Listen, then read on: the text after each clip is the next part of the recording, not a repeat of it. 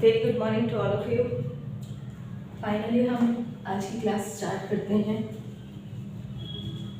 कल मैंने आपको वैदिक सभ्यता कराया था और वैदिक सभ्यता में ऋग्वेदिक काल के विषय में बताया था। ठीक है, जितना ज़रूरी था मैंने आपको बता दिया था। आज मैं आपको वन लाइनर पॉइंट्स लिखवाऊंगी। वैदिक सभ्यता से आपको आज वन लाइनर लिखवाए जाएंगे, ठीक है, जो आपके लिए इम्पोर्टेंट है। कहाँ तक हो गया था? जैसे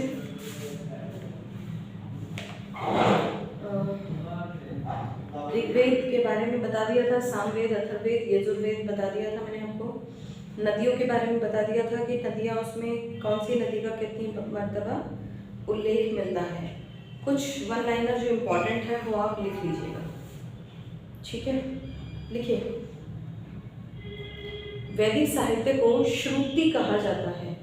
वैदिक साहित्य को श्रुति कहा जाता है। वैदिक काल, वैदिक काल में आज आपको वन लाइनर लिखवाए जाएंगे दोनों के विषय में। ऋग्वैदिक काल, ऋग्वैदिक काल के विषय में, और उत्तर वैदिक काल, उत्तर वैदिक काल।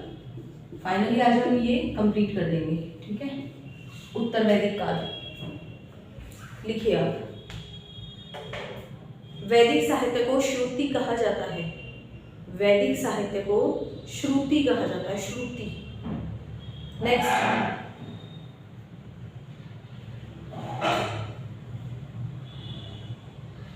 वेद के 4 भाग होते हैं। वेद के 4 भाग होते हैं। वेद के 4 भाग होते हैं। नंबर 1 संहिता, संहिता। नंबर 2 ब्राह्मण ग्रंथ। नंबर 2 ब्राह्मण ग्रंथ। नंबर 3 आरण्यक। नंबर 3 आरण्यक,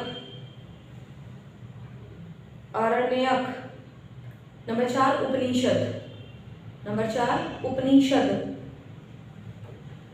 नेक्स्ट, ऋग्वेद में 10 मंडल। ऋग्वेद में 10 मंडल, 1028 सूक्त, 1028 सूक्त, 10,555 ऋचाएं हैं। 10,555 ऋचाएं हैं, मीन्स रचनाएं हैं।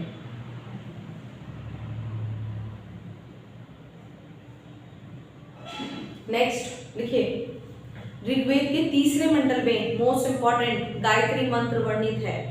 ऋग्वेद के 3रे मंडल में मोस्ट इंपॉर्टेंट है गायत्री मंडल, गायत्री मंत्र, गायत्री मंत्र वर्णित है, ठीक है। अच्छा, आप क्या कीजिए, एक टेबल बना लीजिए। एक तरफ लिख लीजिए ऋग्वेद के मंडल और एक तरफ लिख लीजिए उनके रचयिता। पूछ लेता है कि ऋग्वेद के 10वें मंडल के रचयिता कौन थे, 3रे मंडल के रचयिता कौन थे। विश्वामित्र जी थे, जिन्होंने गायत्री मंत्र लिखा था, है ना। गायत्री मंत्र जिन्होंने लिखा था वो कौन थे? विश्वामित्र थे, ठीक है। हाँ, लिख लो, इसके रचनाकार विश्वामित्र हैं। इसके रचनाकार विश्वामित्र हैं। टेबल बना लीजिए, एक तरफ लिख लीजिए मंडल, दूसरी तरफ लिख लीजिए रचयिता। ऐसे ऐसे टेबल, एक तरफ आपके मंडल, ऋग्वेद के मंडल, और दूसरी तरफ रचयिता। ऋग्वेद में कितने मंडल हैं? पहला मंडल, दूसरा मंडल, तीसरा मंडल, पूरे 10 मंडल है। चौथा मंडल, ऐसे लिखिए। पहले मंडल के, प्रथम मंडल के रचयिता हैं मधुच छंदा, मधुच छंदा, मेघातिथि, ऐसे मधुच छंदा, मधुच छंदा, ठीक है। मेघातिथि, मेघातिथि, बस पॉइंट्स में लिखेगा बात को, बस खत्म। दूसरे मंडल के ग्रत्समद, ग्रत्समद, ग्रत्समद, ग्रत्समद, ग्रत्समद। तीसरे क्या भी बताया? विश्वामित्र। तीसरे मंडल के रचयिता कौन है? विश्वामित्र, विश्वामित्र। नेक्स्ट, चौथा मंडल वामदेव। चौथे मंडल के रचयिता हैं वामदेव, चौथा मंडल वामदेव। पंचम आत्री, आत्री, आत्री। छठे मंडल के भारद्वाज, भारद्वाज ऋषि छठे मंडल के रचयिता हैं। भारद्वाज ऋषि छठे मंडल के रचयिता हैं। सातवें मंडल के वशिष्ठ, ऋग्वेद का सातवां मंडल वशिष्ठ द्वारा रचित है, वशिष्ठ। आठवां कण्व और आंगिरस, कण्व ऐसे, कण्व व आंगिरस, कण्व व आंगिरस। आठवें मंडल, नौवें मंडल के लिखिए आंगिरस और अन्य ऋषि। नौवां मंडल आंगिरस व अन्य ऋषि, आंगिरस व अन्य ऋषि। दशम मंडल विमदा इंद्रा सची, विमदा इंद्रा सची ऐसे, विमदा इंद्रा सची, विमदा इंद्रा सची, विमदा इंद्रा सची। डन, ओके आगे लिखिए। जो आपका तीसरा मंडल है जिसमें गायत्री मंत्र था, आप लिख रहे थे ना, ये किसको समर्पित है? सूर्य देवता को। किसको समर्पित है? सूर्य देवता को।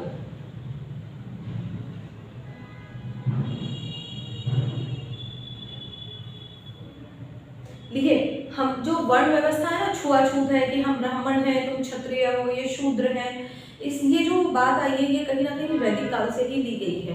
वैदिक काल में जो सबसे पहले उल्लेख मिलता है वो केवल 3 वर्णों का मिलता है, ब्राह्मण, क्षत्रिय और वैश्य। ब्राह्मण, क्षत्रिय और वैश्य, केवल शूद्र का कहीं भी उल्लेख नहीं है।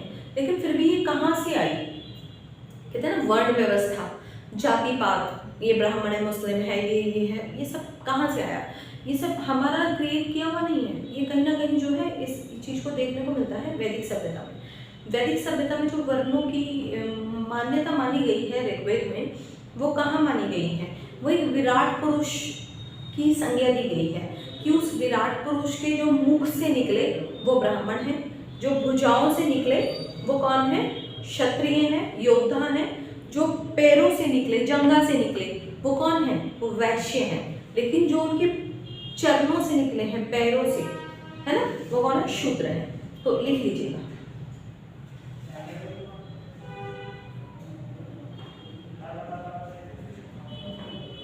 लिखिए, वर्णों का उल्लेख एक विराट पुरुष से लिया गया है। वर्णों का उल्लेख एक विराट पुरुष से लिया गया है। विराट पुरुष के मुख से ब्राह्मण, कौमा, भुजा से क्षत्रिय, कौमा, जंघा से वैश्य और पैरों से शूद्र की संज्ञा ली गई है। पैरों से शूद्र की संज्ञा ली गई है।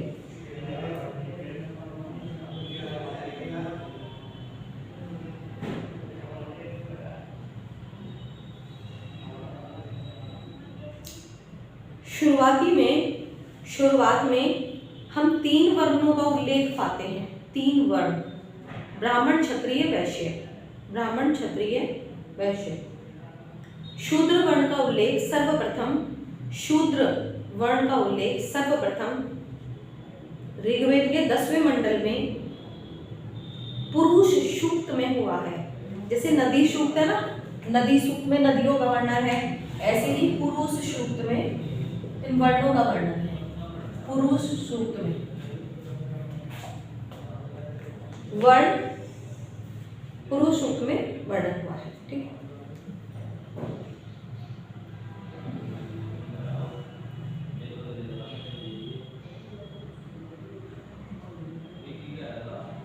ऋग्वेद के 2 ब्राह्मण ग्रंथ हैं, पॉइंट्स में लिखते चलिएगा बिल्कुल। ऋग्वेद के 2 ब्राह्मण ग्रंथ है, कौन से? नंबर 1 ऐत्रेय, नंबर 2 कौशिक की। ऋग्वेद के 2 ब्राह्मण ग्रंथ हैं। ऋग्वेद के 2 ब्राह्मण ग्रंथ हैं, नंबर 1 ऐत्रेय, नंबर 2 कौशिक की। नंबर 1 ऐत्रेय, नंबर 2 कौशिक की। लिखिए, यजुर्वेद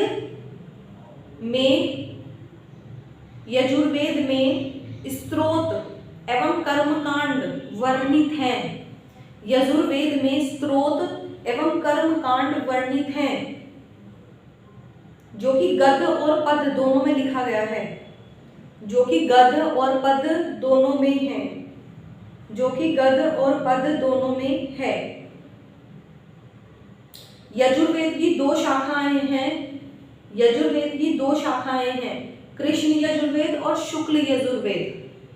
यजुर्वेद की दो शाखाएं हैं, कृष्ण यजुर्वेद, शुक्ल यजुर्वेद। यजुर्वेद की दो शाखाएं हैं, कृष्ण यजुर्वेद, शुक्ल यजुर्वेद। नेक्स्ट, यजुर्वेद का अंतिम भाग ईशोपनिषद है। ईशोपनिषद, ईशोपनिषद,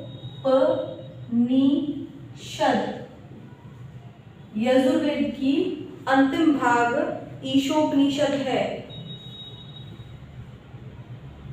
नेक्स्ट, शुक्ल यजुर्वेद के ब्राह्मण ग्रंथ कण्व और माध्यान्दिन है। माध्यान्दिन, माध्यान्दिन और कण्व, माध्यान्दिन और कण्व। यजुर्वेद, शुक्ल यजुर्वेद के ब्राह्मण ग्रंथ, शुक्ल यजुर्वेद के ब्राह्मण ग्रंथ लिख लिया। नेक्स्ट, कृष्ण यजुर्वेद की तीन मुख्य शाखाएं। कृष्ण यजुर्वेद की मुख्य शाखाएं लिखो। कृष्ण यजुर्वेद की मुख्य शाखाएं तैत्तिरीय, काठक, तैत्तिरीय, काठक, मैत्रायणी, मैत्रायणी, कटकपिस्थल, कटकपिस्थल। नेक्स्ट, शतपथ ब्राह्मण शुक्ल यजुर्वेद का ब्राह्मण ग्रंथ है। शतपथ ब्राह्मण, शतपथ ब्राह्मण शुक्ल यजुर्वेद, शुक्ल यजुर्वेद का ब्राह्मण ग्रंथ है। शुक्ल यजुर्वेद का ब्राह्मण ग्रंथ है। शतपथ ब्राह्मण शुक्ल यजुर्वेद का ब्राह्मण ग्रंथ है।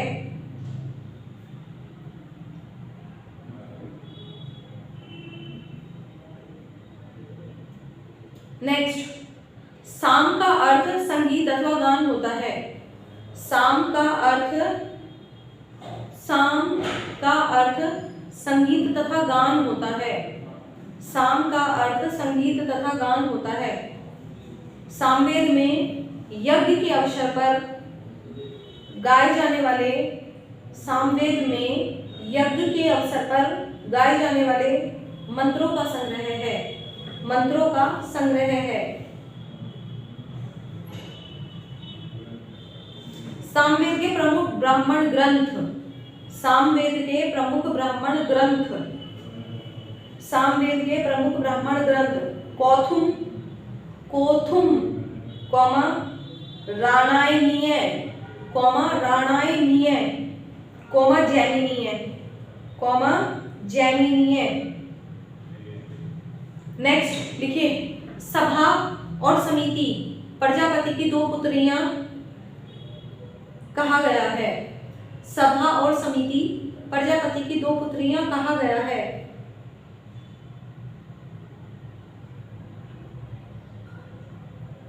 लिख लिया।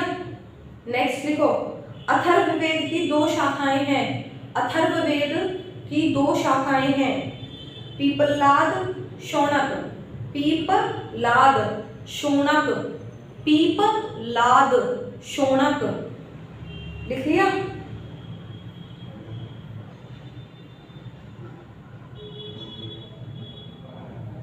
एक बहुत बार पूछा जाता है, यम और नचिकेता का संवाद कठोपनिषद में है। यम और नचिकेता का संवाद कठोपनिषद में है। यम और नचिकेता का संवाद कठोपनिषद में है। फेमस है ये। कठोपनिषद क्या है? कृष्ण यजुर्वेद का उपनिषद है। कठोपनिषद, कठोपनिषद कृष्ण यजुर्वेद का उपनिषद है। कठोपनिषद कृष्ण यजुर्वेद का उपनिषद है। कृष्ण यजुर्वेद का उपनिषद है। नेक्स्ट, सत्यमेव जयते शब्द मुंडकोपनिषद से लिया गया है। सत्यमेव जयते शब्द मुंडोपनिषद से लिया गया है। सत्यमेव जयते शब्द मुंडोपनिषद से लिया गया है। नेक्स्ट, अथर्ववेद का एकमात्र ब्राह्मण गोपथ ब्राह्मण है। अथर्ववेद का एकमात्र ब्राह्मण गोपथ ब्राह्मण है।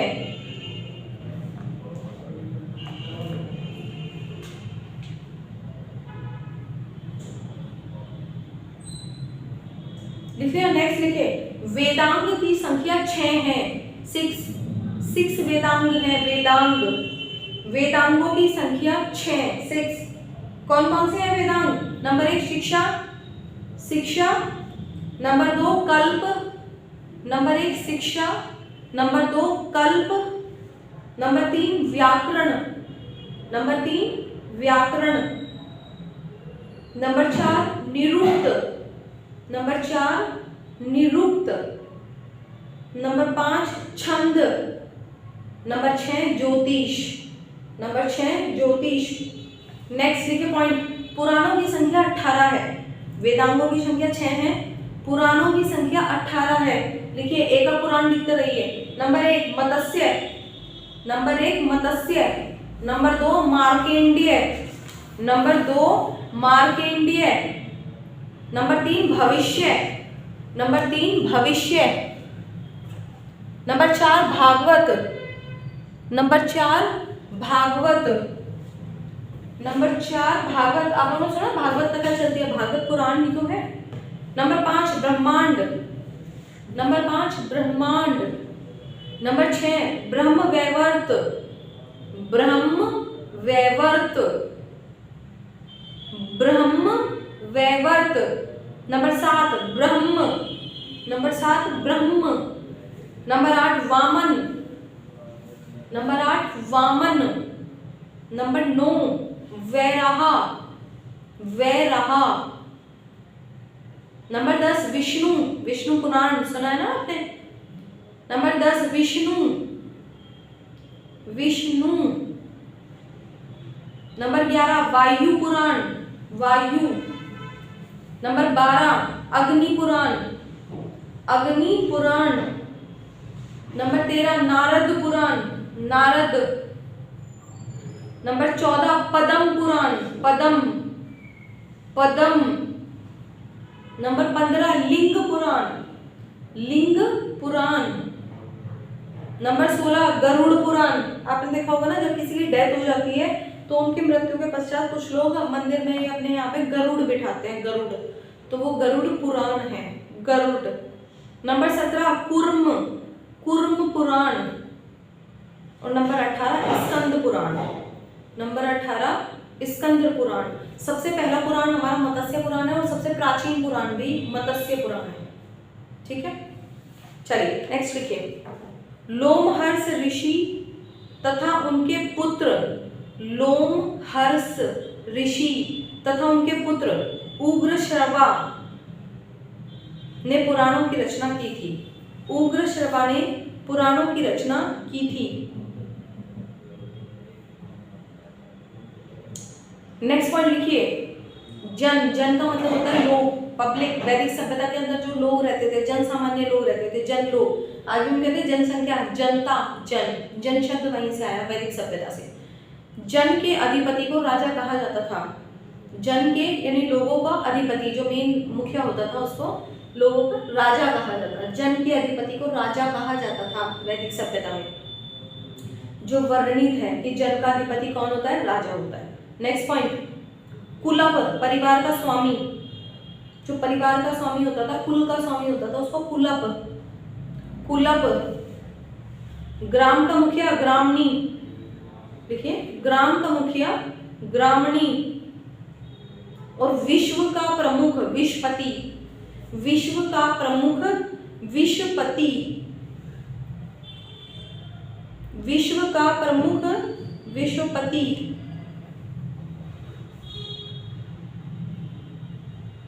एक बात और लिख लीजिए, वैदिक ऋग्वैदिक समाज जो था वो पितृसत्तात्मक था।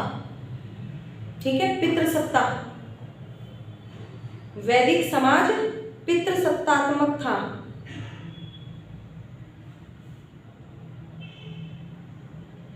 नेक्स्ट पॉइंट, गोत्र शब्द का सर्वप्रथम उल्लेख ऋग्वेद में हुआ है। गोत्र, जैसे सभी का गोत्र होता है, किसी का भारद्वाज है, किसी का गर्ग है, किसी का शैल्य है, किसी का वशिष्ठ है, इस तरह का जो ये गोत्र शब्द है, ये सबसे पहले जो वर्णित मिला, गोत्र शब्द लिखा हुआ मिला, वो हमें ऋग्वेद में मिला। गोत्र शब्द ऋग्वेद में।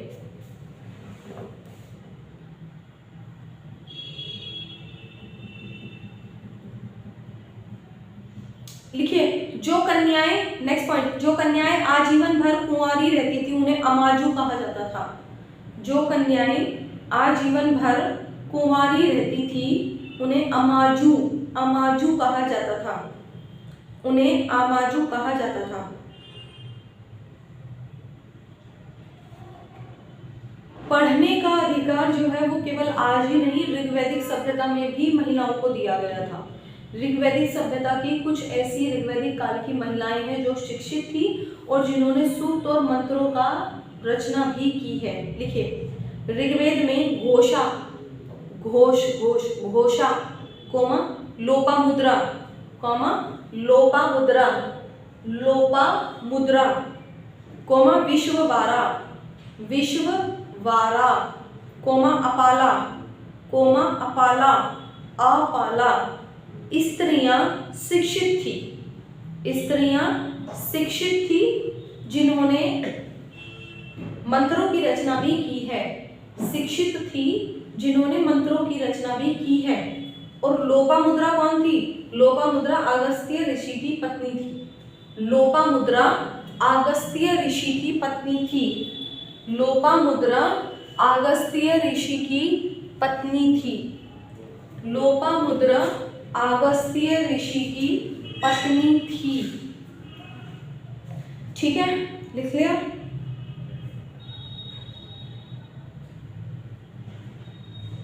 एक और इंपॉर्टेंट है, लिख लीजिए। जौ के सत्तू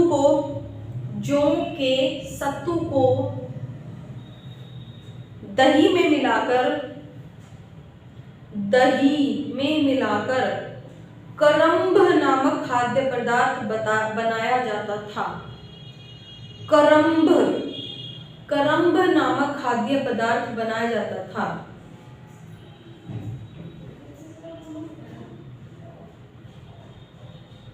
करम्ब, ठीक है, देखिए। नेक्स्ट पॉइंट लिखिए।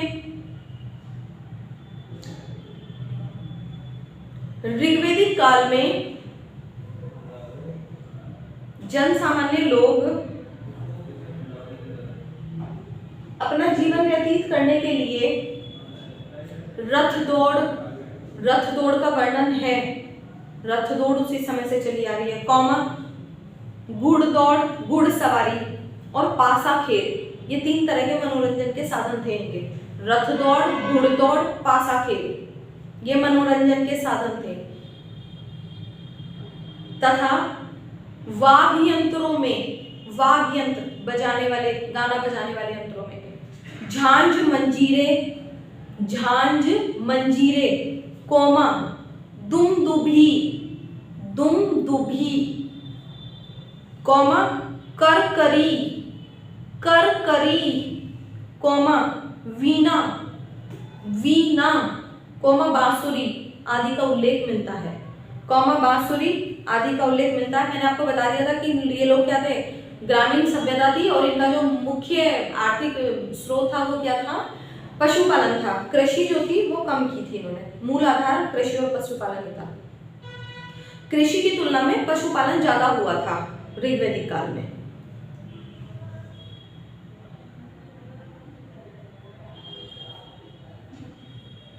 ऋग्वैदिक काल में जो व्यवसाय थे वो कौन कौन से वर्णित थे? ऋग्वैदिक काल के जो व्यवसाय हैं वो लिख लीजिए।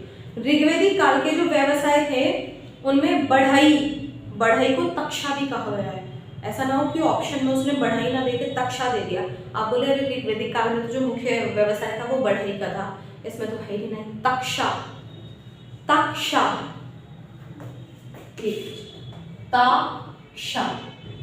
बढ़ई को तक्षा कहते थे। बढ़ई स्वर्णकार, सोने के आभूषण बनाने वाला स्वर्णकार। चर्मकार, चमड़े के जो है वस्तु बनाने वाला, चमड़े की वस्तु चर्मकार। वाय, जुलाहे को वाय कहा गया है, जुलाहे को, जुलाहे का भी व्यवसाय था, वाय, वाय, जुलाहे, इनको बोलते हैं जुलाहे। कर्मा, धातु का काम करने वाले व्यक्ति को कर्मा का, उसका जो व्यवसाय का नाम है वो कर्मा उल्लेख है, कर्मा। कर्मा के आगे ना ब्रैकेट में लिख लो धातु का काम करने वाले को, धातु का काम करने वाले, ठीक है ना। और ये वाय कौन था, जुलाहे को, जो आज की तारीख में हम जुलाहे के नाम से जानते हैं वो वाय था। कुंभकार, कुंभकार आदि का उल्लेख मिलता है।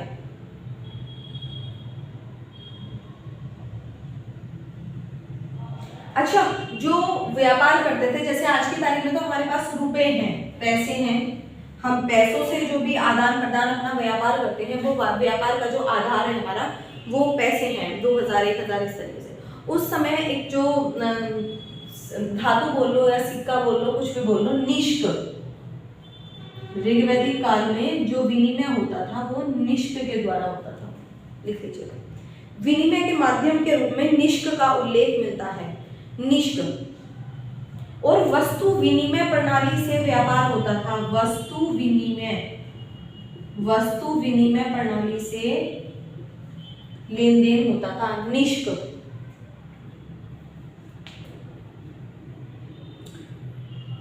ऋग्वैदिक काल के लोग लोहे से परिचित नहीं थे, कई बार पूछा गया है। आपने सोचा होगा सिंधु घाटी सभ्यता में जो है आपका तांबे का युग भी आ चुका, कांसे का युग भी आ चुका और लोहे से भी परिचित हो चुके। हाँ, लोहे से सिंधु सभ्यता के लोग परिचित हो गए थे, लेकिन वैदिक काल में जो ऋग्वैदिक काल है, मैंने आपको बताया था वैदिक काल में जो है दो काल है, एक ऋग्वैदिक काल है, एक उत्तर ऋग्वैदिक काल है, उत्तर वैदिक काल, यानी वैदिक काल के जो बाद का काल है उत्तर वैदिक काल। ये लोहे से परिचित नहीं थे, ये लोहे से परिचित थे, ठीक है ना। और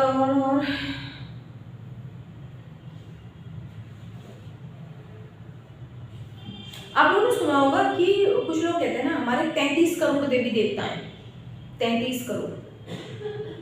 ये बात आप कहाँ तक सही मानते हैं कि कहाँ तक सही है? 33 करोड़, अगर 33 करोड़ देवी देवता होते तो मंदिरों में और धरती पे जगह ही ना मिलती भगवानों को रखने की, हमारे रहने की तो जगह ही होती। वो 33, पहली बात तो मैं आपको सही करा दूं, करेक्शन, 33 करोड़ नहीं है, 33 कोटि है। लेकिन वो 33 कोटि जो बात बोली जाती है वो कहाँ से आई है? वो भी आपकी वैदिक काल से, क्योंकि हमारी जो पूजा पाठ का काम है ना सारा, वो सारा जुड़ा हुआ है वैदिक काल से। वैदिक काल में जो हमारे 4 वेद आए, ऋग्वेद, यजुर्वेद, अथर्ववेद, सामवेद, उन चारों वेदों से ही सब कुछ धरती पे आया है, वहीं से लोगों को पता चला। लेकिन वो 33 कोटि, कोटि का मतलब होता है प्रकार, कोटि, कोटि का मतलब होता है प्रकार, हिंदी का शब्द। तो ये जो है 33 प्रकार के देवता हैं, मींस 33 कोटि के देवता। पहली करेक्शन तो ये करा थी मैंने आपकी, ठीक। अब 33 कोटि किस हिसाब से है देखो, लिखो ऋग्वेद में एक अन्य स्थल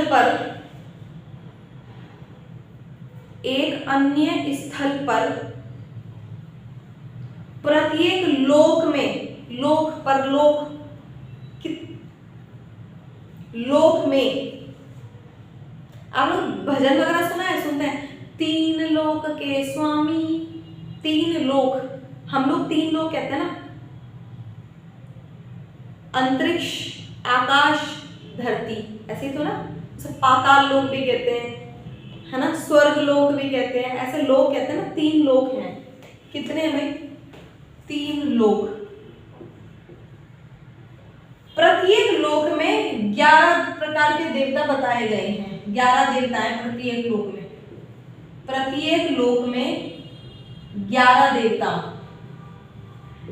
आप सोच रहे होंगे मैडम पता नहीं क्या पढ़ाने लगे, भाई आपके सिलेबस में है, चीजें पूछी गई हैं एग्जाम में, ना नहीं पता है। तो प्रत्येक लोक में 11 देवताओं का निवास मानकर, प्रत्येक लोक में 11 देवता, हर लोक में 11 देवता रहते हैं, इसलिए लोग ज्यादातर शुभ काम 11 से करते हैं। 3 लोक हैं, तो कितने हो गए, कैलकुलेशन कर लो तो मैथ्स भी आ गई। 11 गुना 3 कितने देवता हो गए, 33 कोटि के देवता। तो 33 कोटि 33 प्रकार के देवता हैं हमारे, जो कि हमारे 3 लोक हैं और तीनों लोकों में हर लोक में 11-11 देवता है। 33 प्रकार के हमारे देवता हैं, 33 कोटि देवता। ठीक, 33 करोड़ नहीं है, करेक्शन कर रहा है। ये चीज नोट कर लो, ऐसी याद कर लो, जरूरी थोड़ी हर चीज की मैं कहानी बताऊंगा आपको। बाकी मैंने आपको एक लाइन में लिखवा दिया, ऋग्वेद में एक स्थल पर, ऋग्वेद में एक स्थल पर यानी एक लोक में, प्रत्येक लोक में 11 देवताओं का निवास माना गया है और हमारे 3 लोक हैं। ठीक, 3 लोक कौन से हैं भाई, पृथ्वी लोक, आकाश लोक, अंतरिक्ष लोक।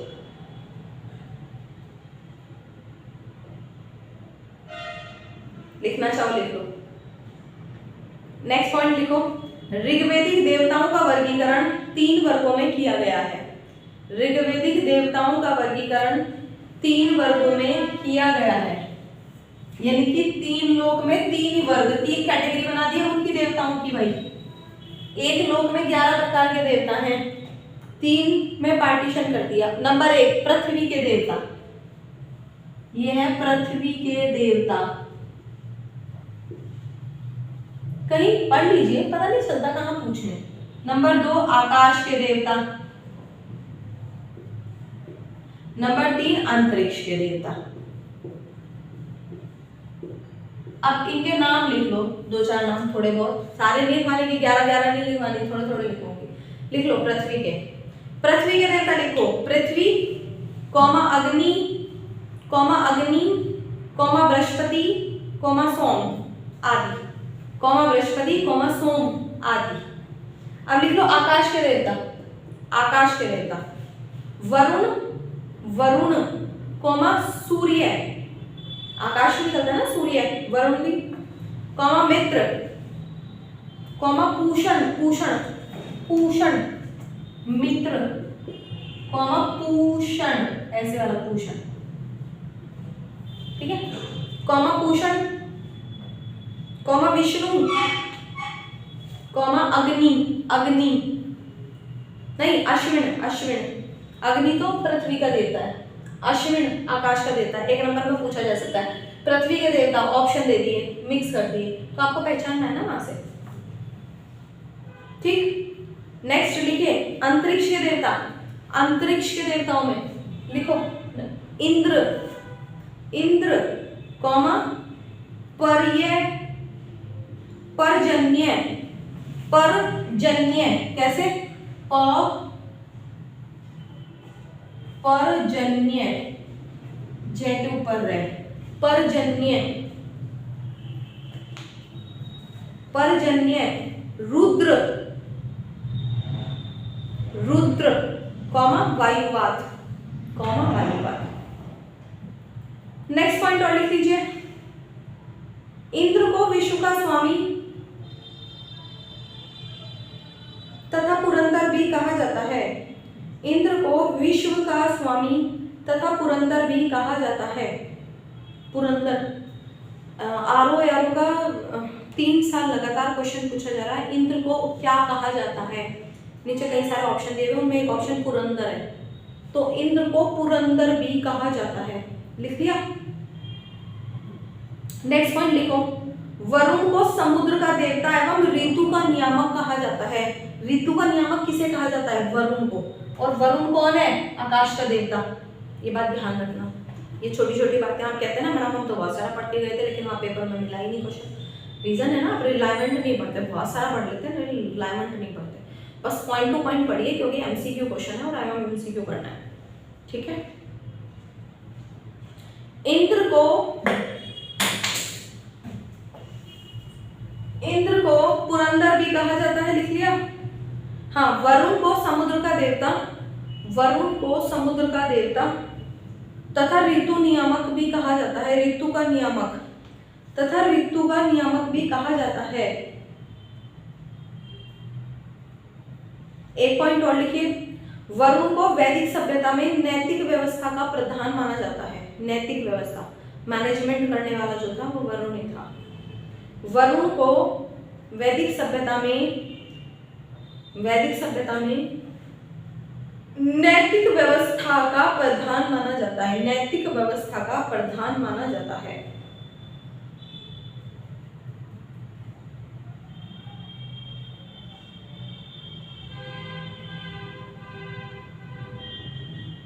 नेक्स्ट वर्ड लिखियो, वनस्पतियों एवं औषधियों का देवता पूषण है।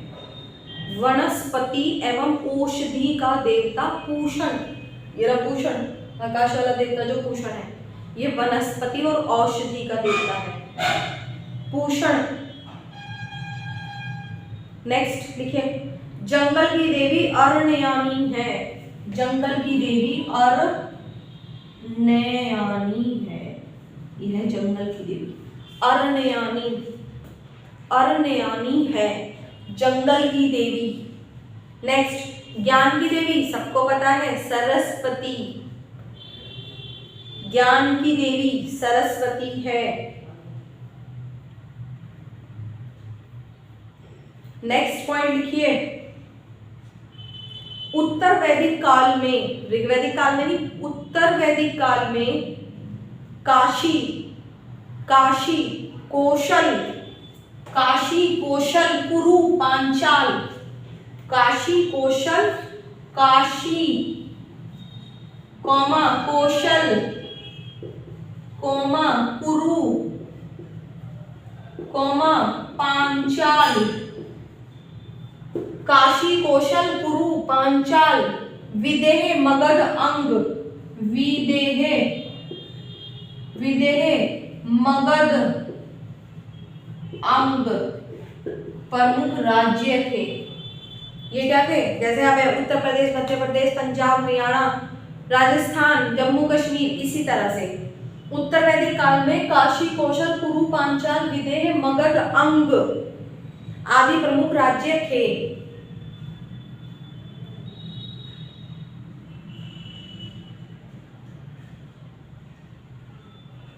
लिखिए, विदेह के राजा कौन थे? जनक। विदेह के राजा कौन थे भाई? जनक। विदेह, इसके विदेह के राजा का नाम था जनक। पॉइंट लिखो, विदेह के राजा जनक, विदेह के राजा जनक। पांचाल के राजा प्रवाहन जाबाली, इसके प्रवाहन जाबाली, परवाहन जाबाली। लिखे, पांचाल के राजा परवाहन जाबाली। ज्यादातर यही पूछे जाते हैं, बस जो इंपॉर्टेंट है वो बता रही हूँ। काशी के राजा अजात शत्रु, और कोई पूछा जाएगा बता दीजिए। काशी के राजा अजात शत्रु। नेक्स्ट पॉइंट लिखिए,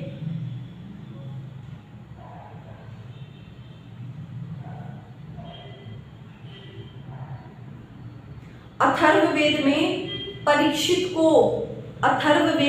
परीक्षित को मृत्यु लोक का देवता कहा गया है। अथर्ववेद में परीक्षित को मृत्यु लोक का देवता कहा गया है। नेक्स्ट पॉइंट लिखिए, सभा और समिति प्रजापति की दो पुत्रियां, ये आपने लिख लिया ना, ठीक है, आगे लिखो।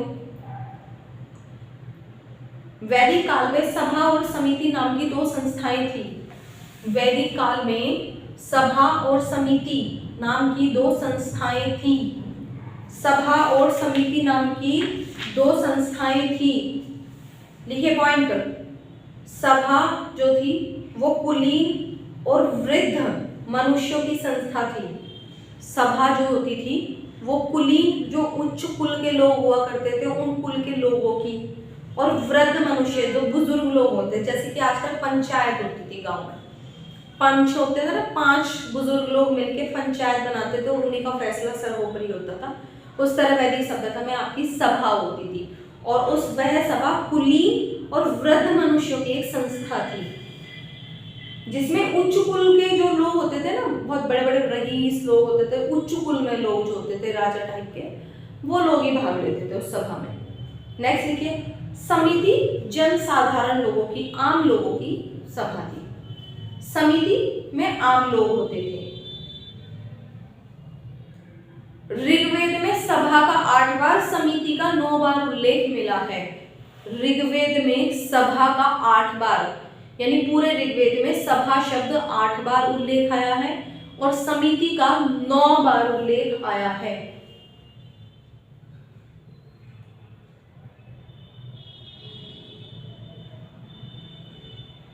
नेक्स्ट पॉइंट लिखिए, राजसूय यज्ञ में, राजसूय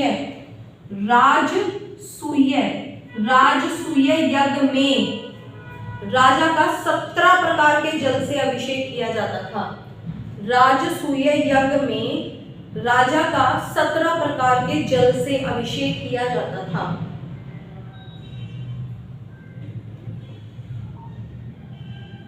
ठीक है।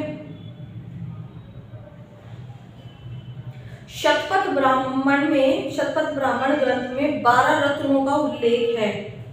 शतपथ ब्राह्मण ग्रंथ में 12 रत्नों का उल्लेख है। कौन से है भाई 12 रत्न, कौन क्या होते हैं वो मैं बता देती हूँ।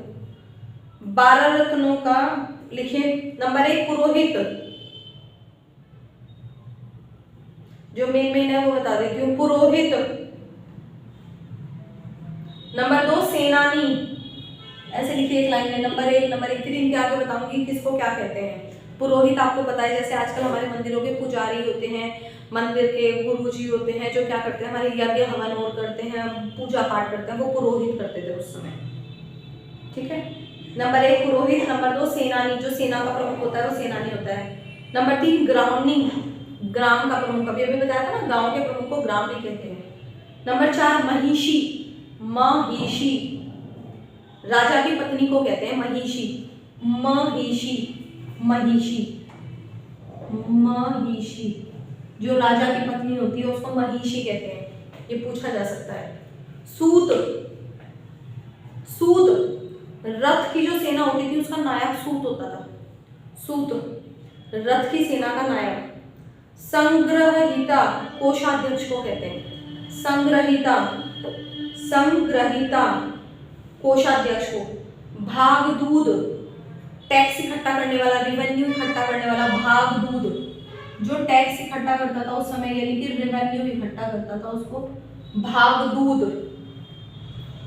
अक्षवाप, आय व्यय की गणना करने वाला, यानी कि जो राजा महाराजाओं के क्या करता था, उनके इनकम और खर्चे जितने होते थे उनकी जो कैलकुलेशन करता था, गणना करता था, वो अक्षवाप, अक्षवाप, अक्षवाप, उसको अक्षवाप कहते थे।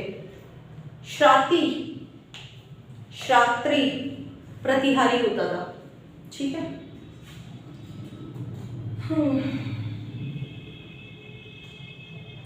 छंदोपनिषद में 3 आश्रमों का उल्लेख मिलता है, लिख लीजिए। जैसे गृहस्थाश्रम, उसके बाद कौन सा आता है, सॉरी पहले आता है आपका कौन सा, ब्रह्मचर्य आश्रम।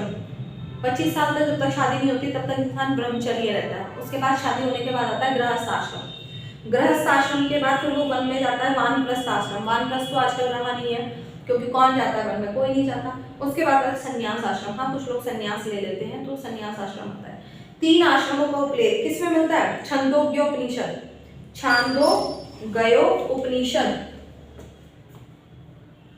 छांदोग्योपनिषद, छांदोग्योपनिषद में 3 आश्रमों का उल्लेख मिलता है।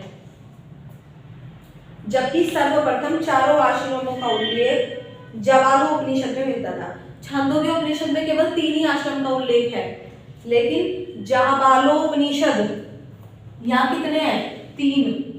जाबालोपनिषद, जाबालोपनिषद में सर्वप्रथम जो सबसे पहले आश्रम मिलते हैं वो 4 मिलते हैं, जिनको 25-25 साल की उम्र में बांटा गया है। आदमी 25 साल तक, फिर 25 साल, फिर 25, पहले 25, 50, 75, 100 साल की उम्र बताई गई है इसमें जाबालोपनिषद में। 100 साल की उम्र में कहते हैं, 25 साल तक आदमी उसमें रहता है ब्रह्मचर्य आश्रम में, 25 से 50 तक की उम्र में गृहस्थ आश्रम रहता है, फिर 51 से 75 की उम्र में वो वानप्रस्थ वनों में जाके रहता है, और फिर 76 से 100 फिर संन्यास ले लेता है, संन्यास आश्रम, और 100 के बाद वापसी ऊपर जाता, मरता है, फिर जन्म ले लेता है। ठीक है जी, मेरे हिसाब से बहुत कुछ आपने पढ़ लिया। एक लास्ट पॉइंट लिख लीजिए बस, वेद वेदांत पढ़ने वाले को अध्यापक, जो वेद और वेदांत पढ़ाने वाले अध्यापक होते हैं उनको उपाध्याय कहा गया है। वेद और वेदांग पढ़ाने वाले अध्यापक उपाध्याय कहलाता था, उपाध्याय कहलाता था। ठीक, और जो पुनर्जन्म का सिद्धांत है वो सर्वप्रथम सबसे पहले किसमें मिला? शतपथ ब्राह्मण में। लिख लीजिए, शतपथ ब्राह्मण में पुनर्जन्म के सिद्धांत का उल्लेख है। शतपथ ब्राह्मण में पुनर्जन्म के सिद्धांत का उल्लेख है। अच्छा, पता है पुरुषार्थ क्या होता है? पुरुषार्थ कहते हैं ना कि कोई आदमी बहुत कामयाब है, कहते हैं भाई पुरुषार्थ बहुत बड़ी चीज है। इंसान का जो डेडिकेशन होता है, यानी कि अपना काम करना, अपनी हर जिम्मेदारी को सुबह प्रातः उठने के बाद रात्रि शयन करने तक, सोने तक, जो भी कुछ हम करते हैं अपनी उत्तरदायित्व को पूरा करने के लिए, अपनी जिम्मेदारियों का निर्वहन करने के लिए, अपनी सारी जो भी हमारी जिम्मेदारियां बनती हैं उन सबको पूरा करने के लिए जो हम करते हैं, उन सबको हम पुरुषार्थ कहते हैं। ठीक है ना?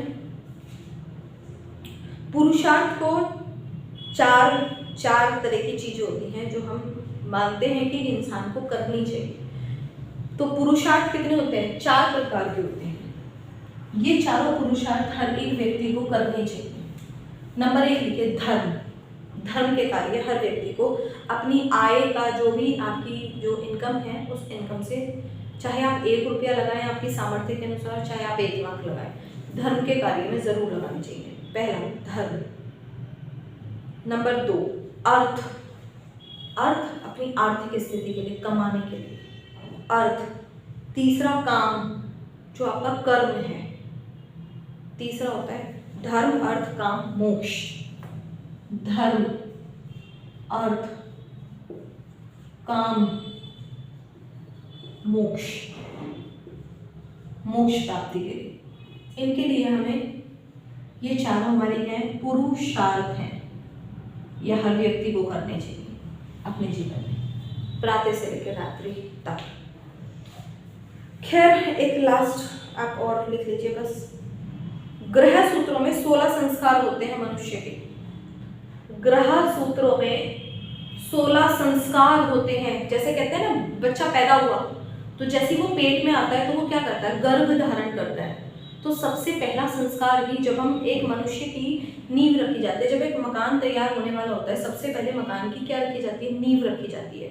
उसी तरह जब एक मनुष्य, एक मानव की स्थापना होने वाली होती है, एक मनुष्य की स्थापना होने वाली होती है, तो प्रभु जो है वो सबसे पहले, जो पहला संस्कार उस मनुष्य का होता है, आपको पता है, सबसे पहला गर्भाधारण होता है। सबसे पहले व्यक्ति इस धरती पे आने की जब तैयारी कर रहा होता है, मनुष्य आप पृथ्वी पर जन्म लेने की तैयारी कर रहा होता है, तो वो सबसे पहले गर्भाधारण करता है। उसका सबसे पहला संस्कार होता है गर्भधारण। वो गर्भधारण करता है, सबसे पहला संस्कार, नंबर 1। उस पूरी यात्रा को पूरी करने के बाद जो 16वां संस्कार होता है मनुष्य का, होता है अंत्येष्टि। मीन्स अंतिम संस्कार।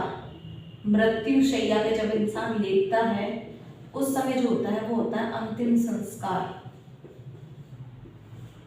गर्भ संस्कार और अंतिम संस्कार, ये पहला होता है, ये 16 होता है। इस बीच में हम सब कुछ अपनी जीवन यात्रा में करते हैं। तो इस तरह से आपके पूरे 16 संस्कार होते हैं। नंबर लिखते चलिए फटाफट और नाम लिख लीजिए, बस लास्ट चाहिए। पहला संस्कार गर्भाधान, गर्भधारण, गर्भाधान। दूसरा पुंसवन, पुंसवन, पुंसवन। दूसरा पुंसवन। तीसरा सीमंतोनयन, सीमंतोनयन, सीमंतोनयन। चौथा जातकर्म, जातकर्म। चौथा जातकर्म मीन्स जिस जाति में उसको पैदा होना है उसमें जन्म लेना, जातकर्म। 5वां नामकरण, अब उसके परिवार वाले धरती पे आ चुका है, अब उसका नामकरण करेंगे। निष्क्रमण, अब इन सबके मैं मतलब आपको अभी नहीं बता सकती, इतना समय नहीं है। निष्क्रमण ना आपके काम के, एग्जाम में कहीं पूछे जाते हैं, नाम पूछे जाते हैं, नाम से मतलब रखें, फिर भी अगर आपको जानना है तो आप YouTube पे बहुत सारी वीडियोस है, देख लीजिएगा। निष्क्रमण। नेक्स्ट अन्नप्राशन, जब बच्चे को सबसे पहले अन्न खिलाया जाता है, उसकी एक संस्कार होता है उसका भी। अन्नप्राशन। अन्नप्राशन कायदे में वेद ये कहते हैं कि व्यक्ति के जन्म लेने के पश्चात जितने भी संस्कार होते हैं वो सब करने चाहिए। कुछ लोगों के यहाँ करते ही नहीं है, सीधांत संस्कार करते हैं। अन्नप्राशन। नेक्स्ट चूड़ाकर्म। चूड़ाकर्म। नेक्स्ट कर्णवेद, कान बिंधवाना, ये भी एक संस्कार होता है। कुछ परिवारों में जैसे बिहार की तरफ वहाँ पूजा पाठ काफ़ी अच्छे से होती है। जिस बच्चे की जब कान बिंधवाए जाते हैं ना, उसका कर्णवेद कराया जाता है, तो उस समय भी बाकायदा वो 4-6 लोगों को भोजन कराते हैं, क्योंकि उनके लिए वो भी एक संस्कार है कि मनुष्य एक संस्कार क्रम में आगे बढ़ गया।